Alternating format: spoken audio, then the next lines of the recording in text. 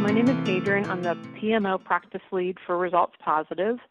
I've got over 20 years of experience starting out in the project management discipline, program management, as well as running PMOs and helping companies build PMOs from scratch.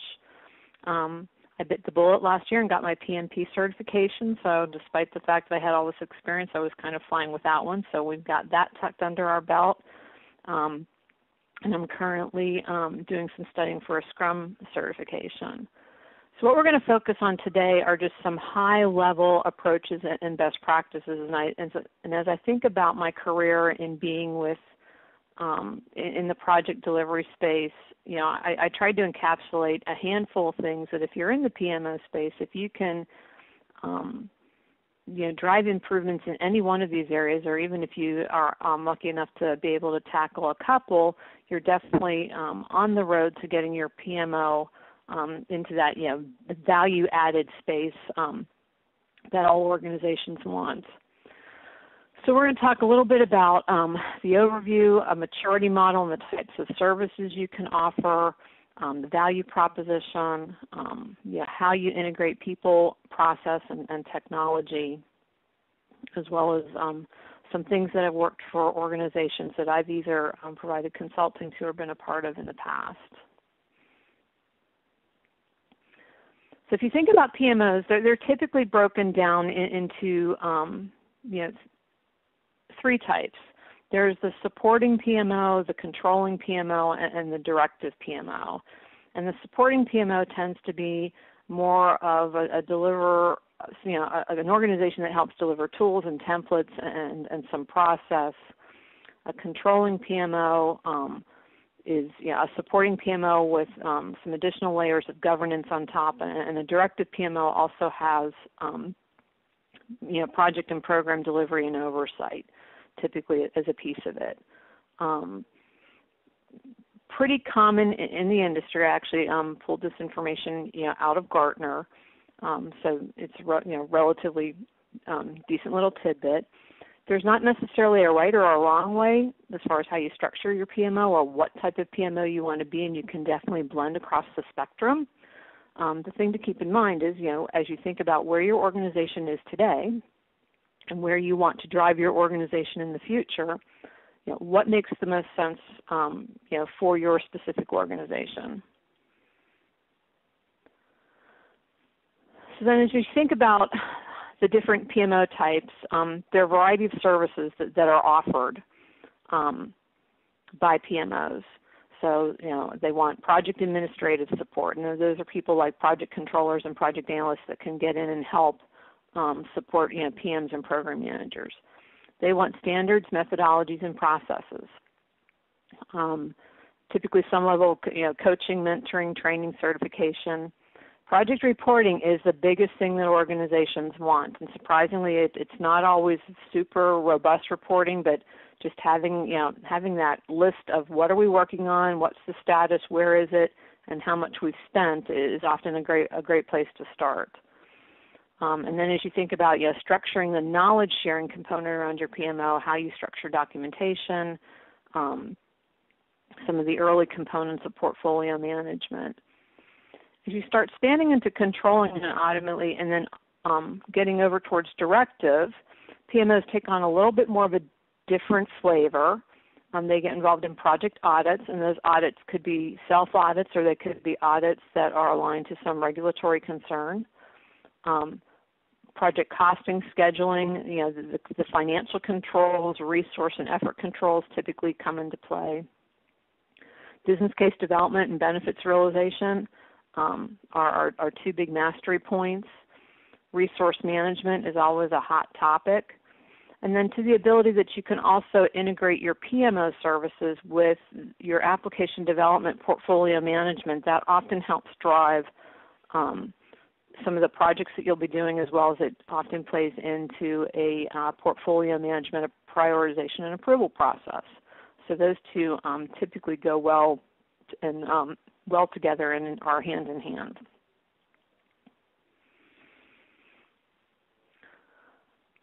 So a PMO capability maturity model. Maturity models are great just to kind of put your thumb in the air and say, this is where I think I land. I wouldn't necessarily structure your PMO so that it necessarily solidly fits into a specific level.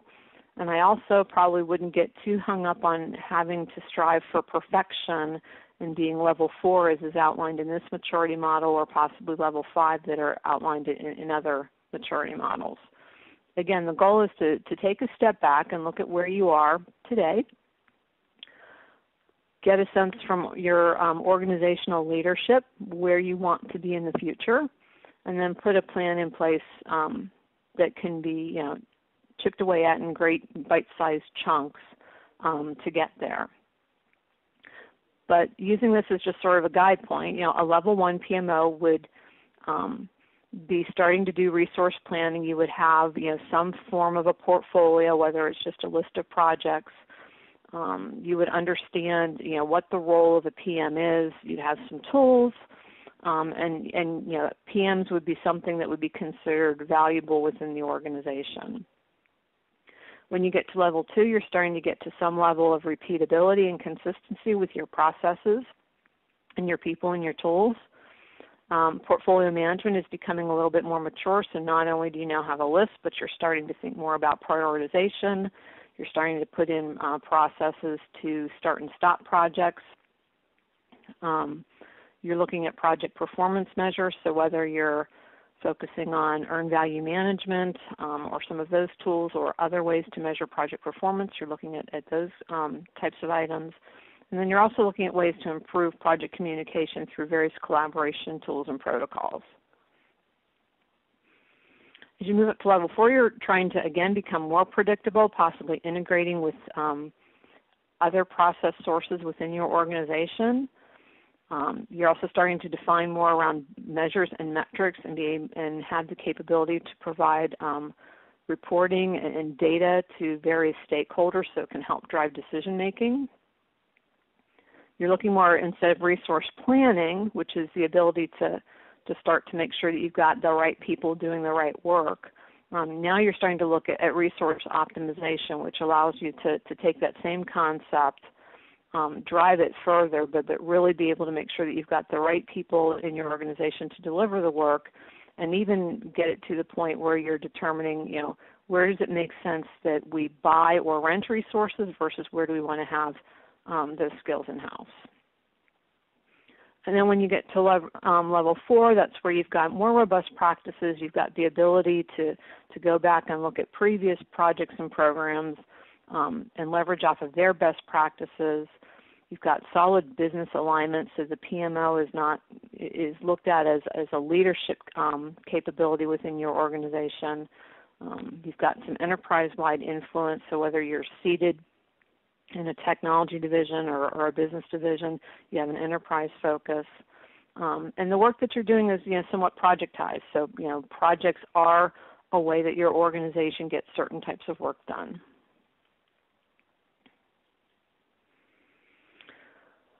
So as you think about moving forward and how you're going to grow your PMO or start your PMO, some things to think about are, who are your stakeholders? And by your stakeholders, you just don't want to consider those folks that sit at the highest level of the organization, but you want to consider the people that are going to benefit from your services, both from the delivery of projects, as well as who can benefit from your services from those people who actually are responsible for delivering projects. You want to be considered the one-stop shop for project measures and metrics and indicators. Ideally, from a portfolio investment perspective, if you can provide sort of that broader insight to how the organization is making their project and program investments and improve on that to the organization, that's probably the biggest win you can get. So think of it somewhat akin to being a financial advisor. When you've got a really good financial advisor, as a recipient of those services, you typically have a certain degree of security that you feel when things are going well or when the market takes a turn. Hopefully your financial advisor is such where you don't bear any bad tidings. A PMO, a portfolio manager, has a similar type of impact to an organization. They should have their finger on the pulse of where those project investments are, understand enough about the organizational strategy to be able to help guide executives through the decision-making process to make sure that the company's making the right investment decisions. And then ultimately, you want to be the champion to promote adoption of project management throughout the organization. I've always told PMs that I've worked with or who have worked for me in different capacities that the great thing about being a project or program manager in a company is that throughout your tenure, you typically pick up a lot of great institutional knowledge. And oftentimes you have projects that cross disciplines. And so as you think about a career in project management, by the time you get to certain key points in your career, you typically have a lot of operational and business knowledge that you can apply to multiple areas. And if you ever want to leave the project management discipline, it's not as hard to transfer out of project management into other areas because of all of the knowledge you've acquired through doing project work in those areas. So some of the challenges that come as you're decking up changes to your PMO or looking to stand up a PMO, it's really hard to outline benefits to an organization if you don't have goals. And goals are not necessarily key performance indicators. Again, goals are those higher level things that you want to have that drive where how your PMO is going to run and operate. As I noted earlier, maturity models are not a guideline, or they are a guideline, they're not a goal. So you use them as sort of a litmus test to see how you're doing, but you don't necessarily need to map directly to them to be successful. You don't want to have a PMO just for the sake of project management. You want to make sure that you have a PMO that's delivering value beyond just project management. And ideally, you quantify a PMO's existence by, again, establishing those goals and then putting together plans to meet them.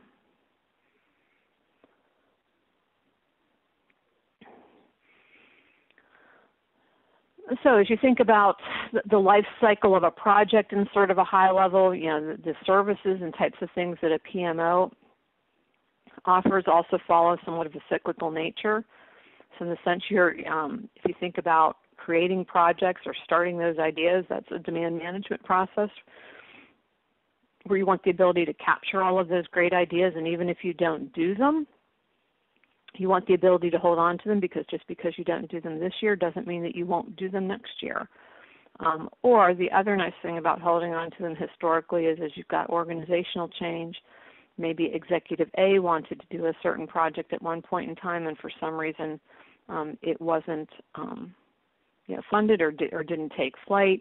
Executive B comes in and takes Executive A's place, and now they want to revisit it. You've got some data points that you can share with that senior leader as to why things worked or didn't, and actually give them a leg up if they want to head down that path again. As you think about selection, you're focusing on portfolio selection and optimization, as well as you start your portfolio reporting process. Team collaboration, program management, and benefits realization also cut across a lot of these. As you roll into planning, that's where you're getting into your capacity planning with your resources, and that's where you're taking the demand and mapping that up to the supply and determining where you've got fits and where you have gaps, and then making those strategic decisions as to where you want to potentially either change the plan of a project, start or stop projects, or look at different ways to augment your staff. You also have financial management, project reporting, and project scheduling. And again, those are just some high-level components of the types of things that PMOs deliver for their organizations.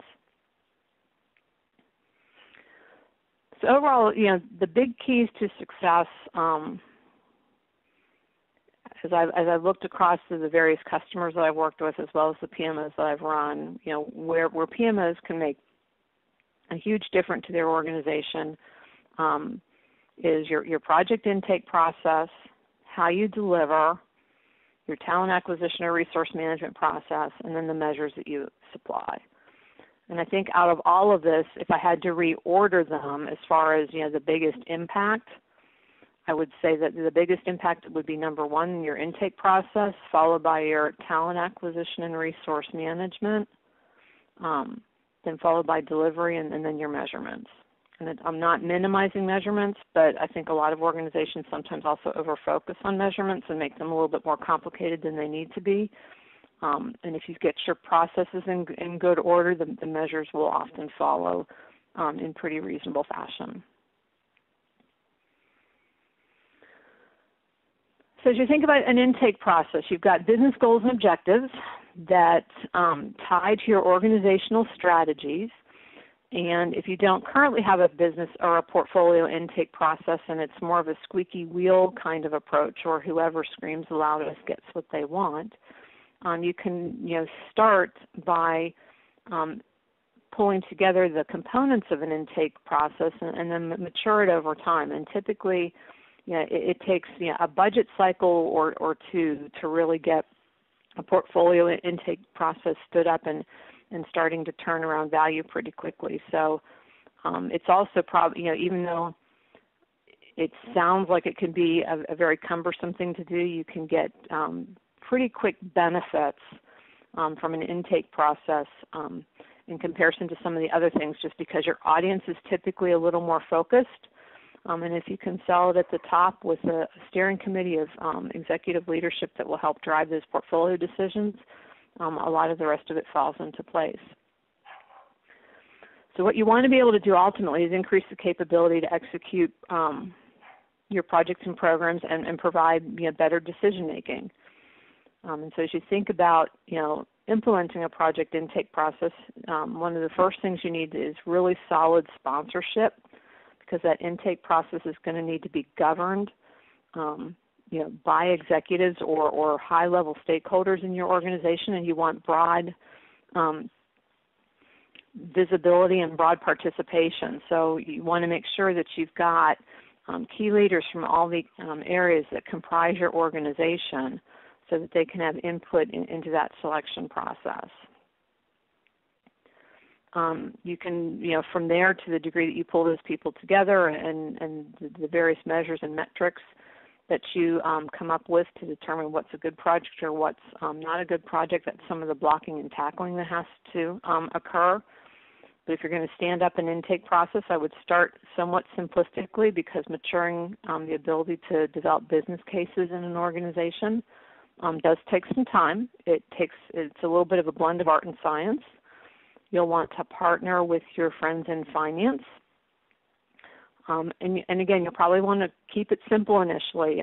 Don't ask for people to have to write 20-page documents for a business case.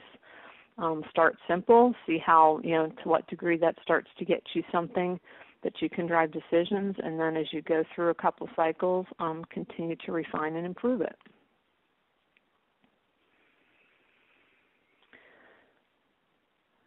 There we go. So if you think about the different components that influence a portfolio or prioritization or an intake process, you're looking at the capabilities of an organization.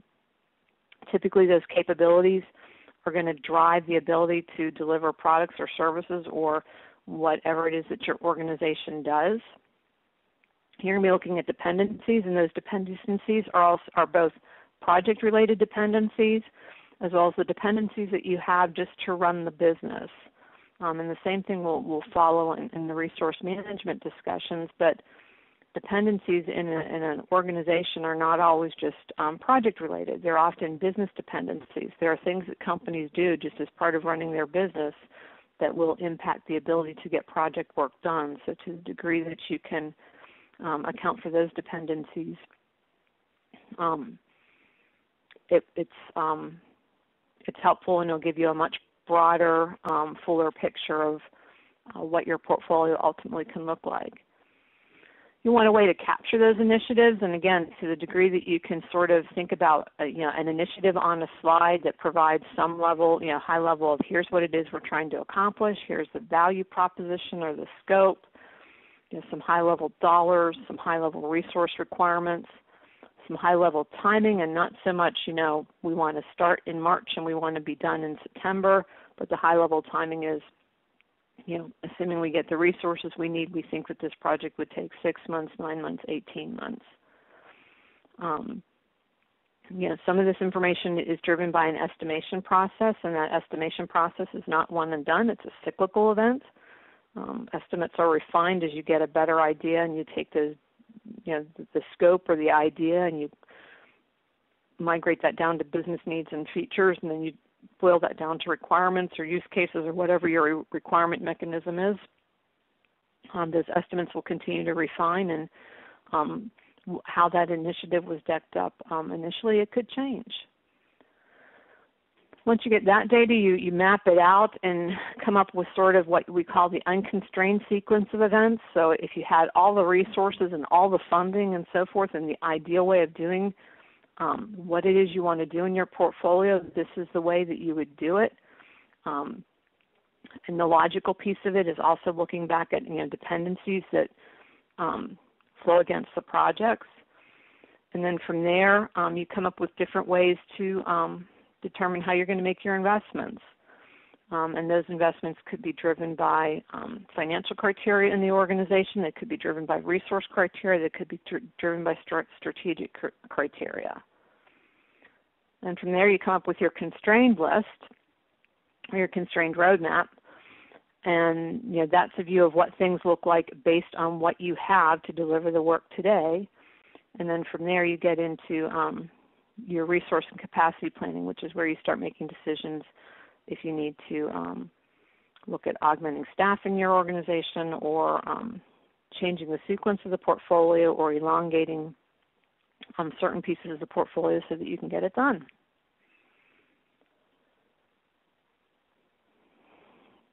So resource management was the second piece, and resource management has two components to it. There's the ability to manage resources within the organization and understand capacity, skills, and so forth. There's also the talent acquisition process, and make sure as you're looking at your resource plans, and particularly if you're going to ultimately have to go out and acquire resources outside your organization, and most companies do, whether it's through staff augmentation or they decide they're going to outsource certain capabilities. While those resources may not be yours, it's still really important to have a solid understanding of the skills that you need, and make sure that you select top-notch vendors that can help you deliver those skills. Oftentimes, whether you need additional PMs or business analysts or so forth, it's really easy to go out to staff augmentation provider and get them to start slaying that beast for you. But to the degree that you can provide really rock solid job descriptions and things to help acquire that talent, that's always a great thing to do. So as you think about your resource management lifecycle, it's understanding the capacity of your resources, being able to allocate them, understanding the work that the resources are going to be able to do, incorporating the fact that most resources have sort of their project work, and then they've got their run the business work. There are not a ton of organizations, unless they're projectized organizations, where they've got resources that just work on project work or just work on run the business work. Typically, they do a little bit of both. And then putting in your processes and systems to support teamwork and knowledge management. So your resource management lifecycle has a similar component as does project management. So there's the demand piece, which is basically what those various projects and programs look like and how they're stacked up, which leads into your portfolio selection and optimization. There's the capacity planning, which is where you're taking the needs of your portfolio and you're vetting that up against what your organization is by role and by skill, determining where you've got the gaps, and then how you take that portfolio and make adjustments to it to meet those gaps, or how you make the decisions to fulfill those gaps through other methods. One of the underlying pieces in all of this is time reporting, and time reporting seems to be the nemesis of all organizations, particularly IT organizations. And surprisingly, IT organizations have been doing time reporting longer than most. But a lot of companies that I've both worked for and supported as a consultant get really hung up on time reporting, and it's probably one of the easier things to do. So it's really simple. You can't figure out or really know what your resources are doing until they report time.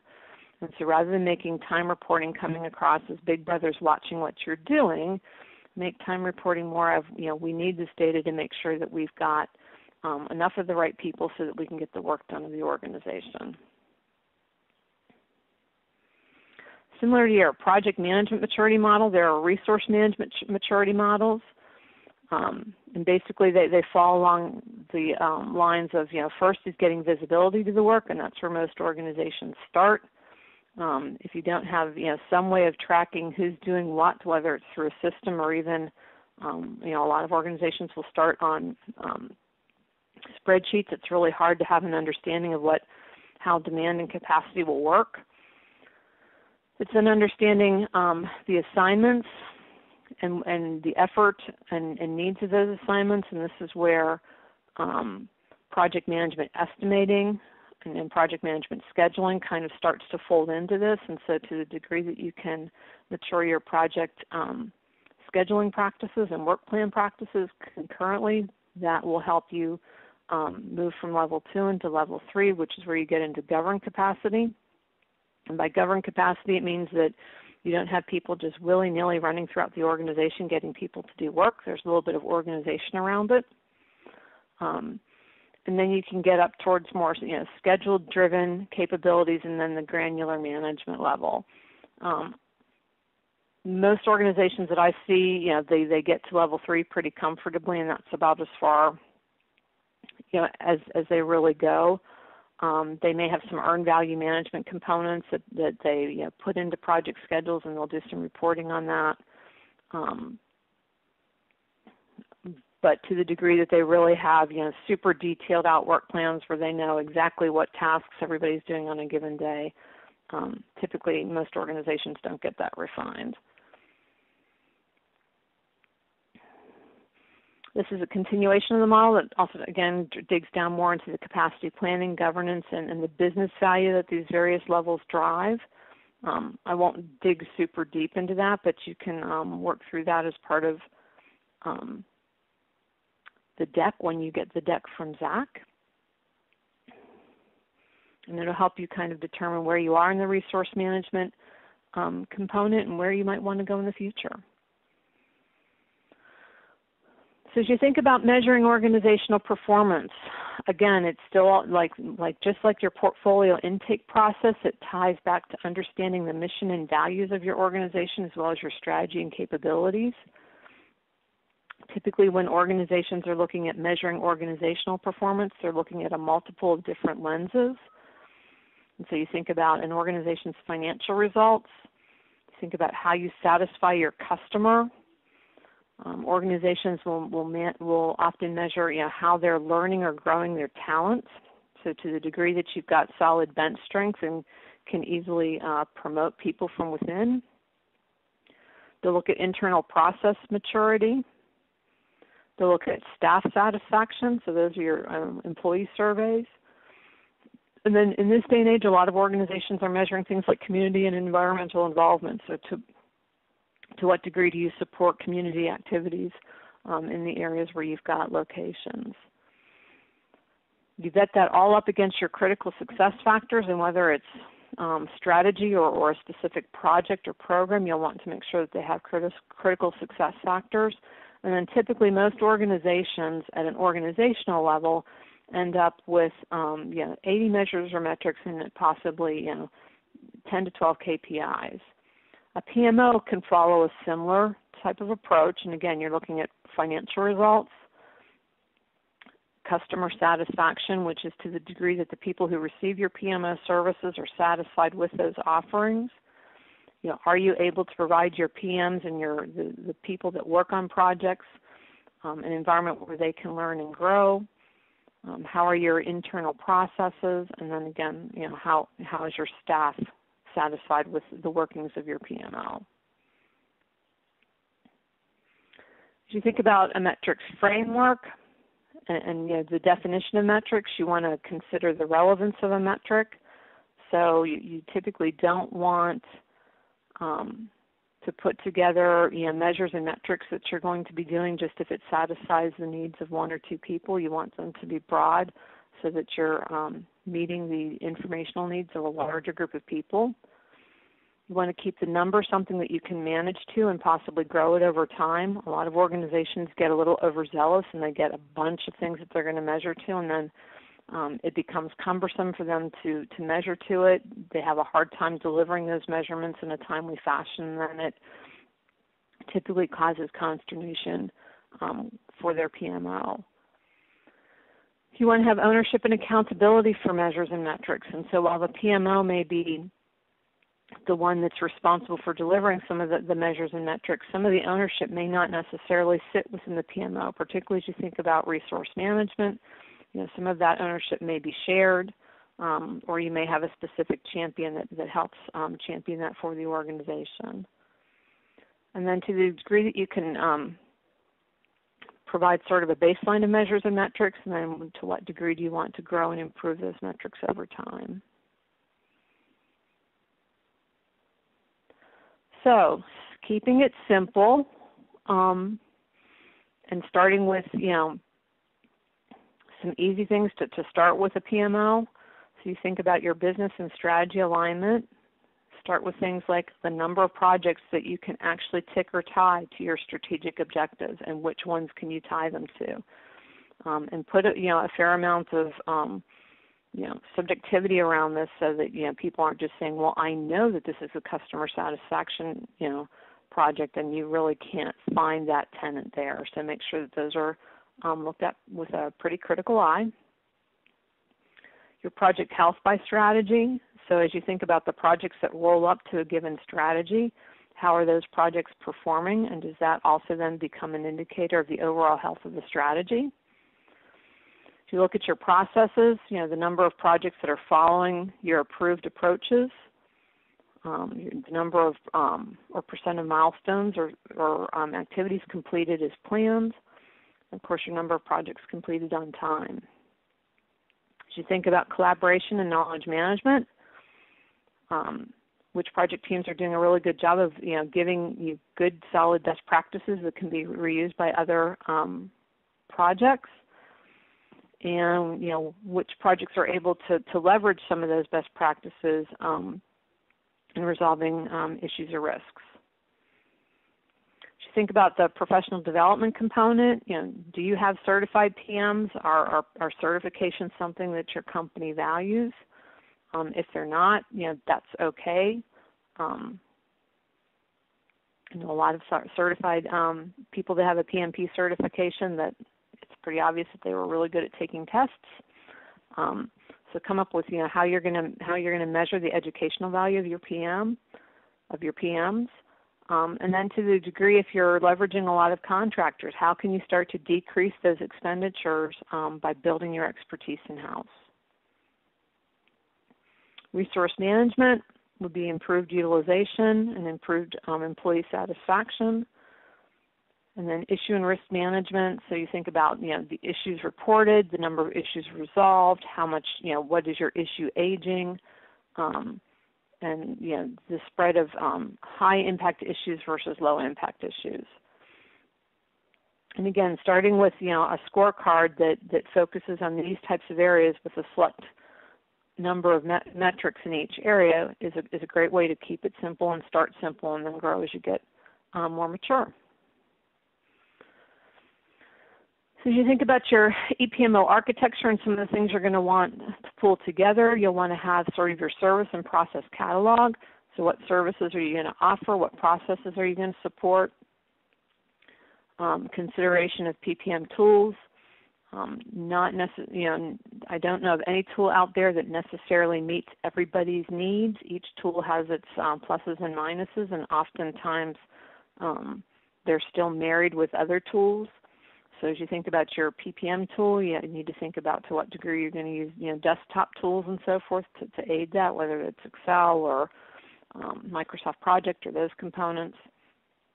What kind of collaboration platform are you going to put in place so that people can get access to project documentation with ease, as well as your other content assets?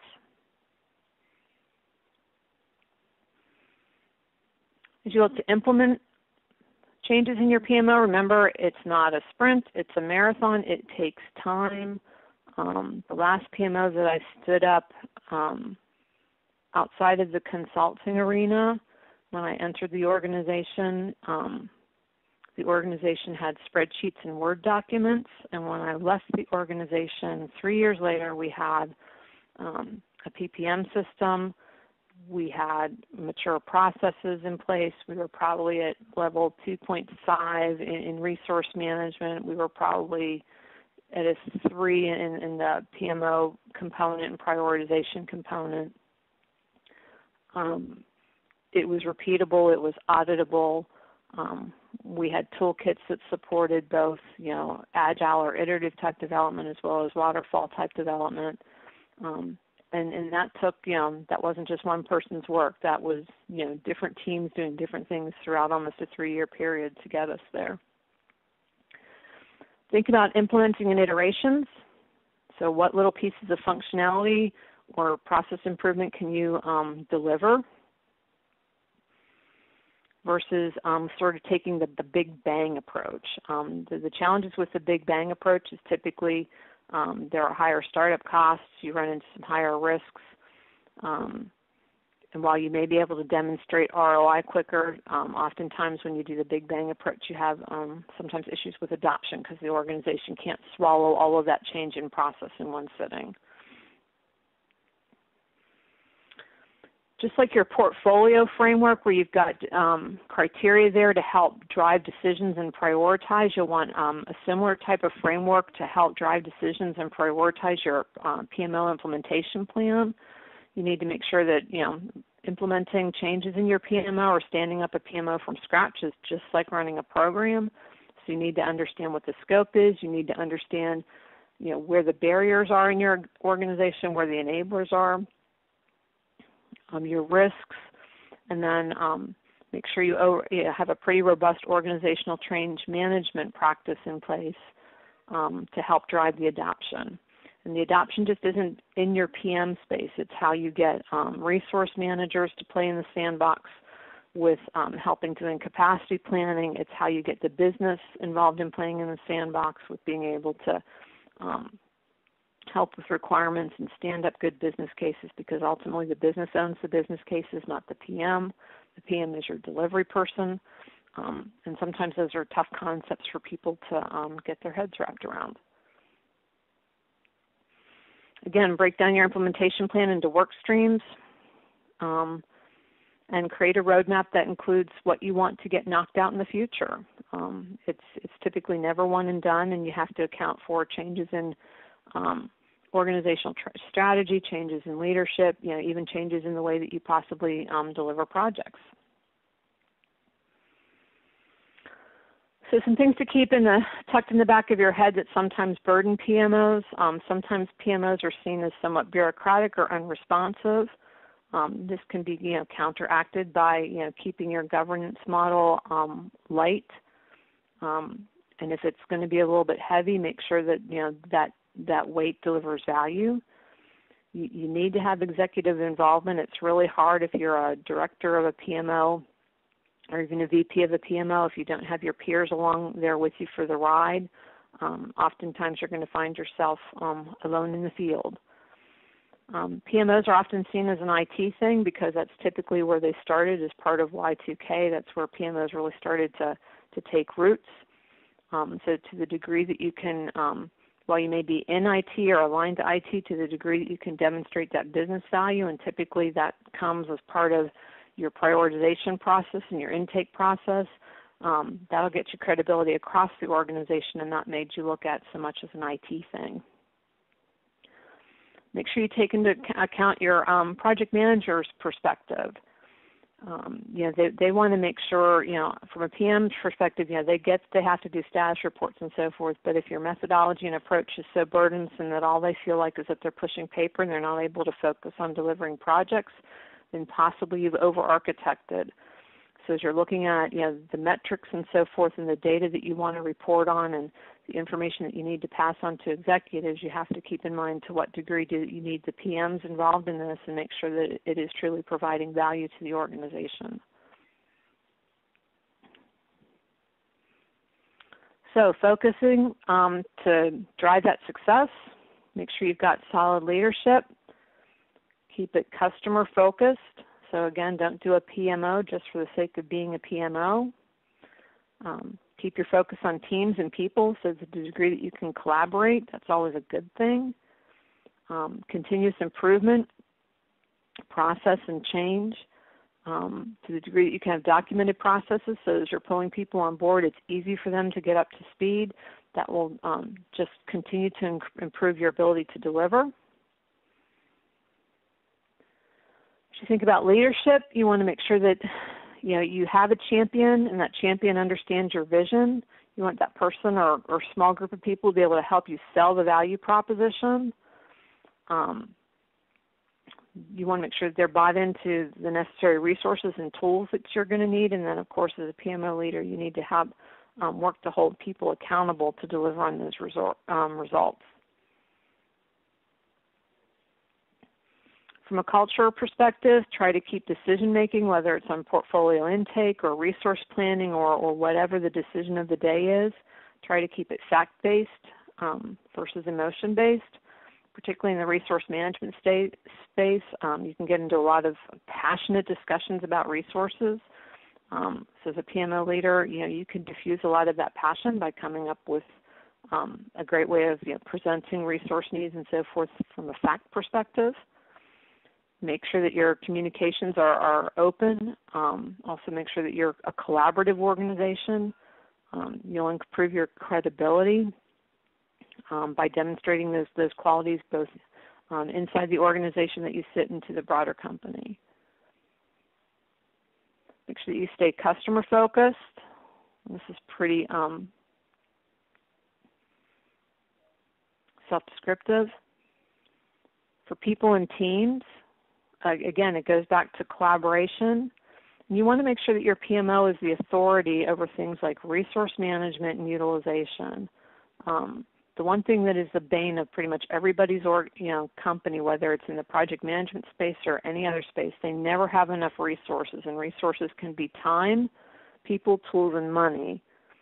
And so to the degree that you can come up with ways to effectively manage that in the PMO space, it'll improve your credibility in lightning speed with your organization. Problem solving. So as you think about the different services that you can offer, problem solving is one of those services, and not necessarily called out as a specific service, but how you support various processes. So think about how you're going to be doing business case development, or if you're going to get to the point where you do benefits realization. PMO, you guys should have the skills and expertise to help drive those processes in your organization, get people up to speed, and get people trained. You can come up with really unique ways of getting people up to speed, whether it's lunch and learns, open office hours. There are a variety of ways that you can offer services pretty easily without a huge commitment of time. And again, it just continues to improve your standing in your organization. Process improvement. You should always be about process improvement. To the degree that you can utilize best practices from established PM frameworks, whether it's PMI, Prince, whatever your framework is, what that helps you do is it helps come up with a common language and lexicon for organizations. It'll help reduce some of your PM training. So if you go on, if you've got people that are in your market that are PMP certified, and if a lot of your methodology is based on the PMBOK, it just makes onboarding resources into your organization easier. Keep the process as light as possible so that PMs can effectively manage, and so it doesn't make the organization come across as bureaucratic.